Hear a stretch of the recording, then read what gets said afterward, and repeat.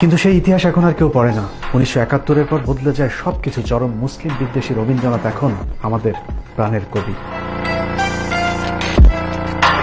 দুর্গাকে উদ্দেশ্য করে যার লেখা কবিতাটাই এখন আমাদের জাতীয় সঙ্গীত। হিন্দুদের মা দুর্গাকে নিয়ে লেখা যে কীর্তনকে আমরা জাতীয় সঙ্গীত হিসাবে গেয়ে থাকি, সেটার মূল গান 25 লাইনের।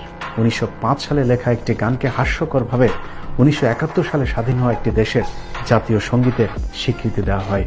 উইকিপিডিয়ার তথ্য অনুযায়ী যে গানের সুর আবার চুরি করা হয়েছিল গগন হারকরা নামের এক লোকসঙ্গীতের শিল্পীর গাওয়া গান থেকে।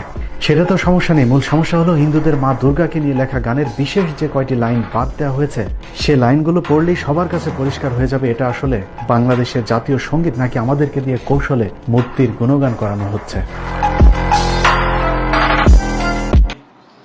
যে বাংলাদেশের যে জাতীয় সঙ্গীত আছে সেটা পরিবর্তন করা উচিত। আমি জানি না এটার বাধ্যবাধকতা কি, তবে আমার হাতে যদি কোনো ক্ষমতা থাকতো বা হয়, আমি অবশ্যই এটা চেঞ্জ করব। কারণ যিনি বাংলাদেশের নাগরিক না, পৃথিবীর ইতিহাসে এমন একটি দেশ আছে যিনি বাংলাদেশের যেই দেশের নাগরিক না, কিন্তু তিনি হচ্ছে গিয়ে আপনার ওই দেশের জাতীয় সঙ্গীত বানিয়েছেন। এটা হইতে পারে না। আরেকটা বিষয়, এই জাতীয় সঙ্গীতের মধ্যে বলা হচ্ছে যে তোমার তরে ঠেকায় মাথা, মুসলমান মাথা এক জায়গায় ঠেকায়,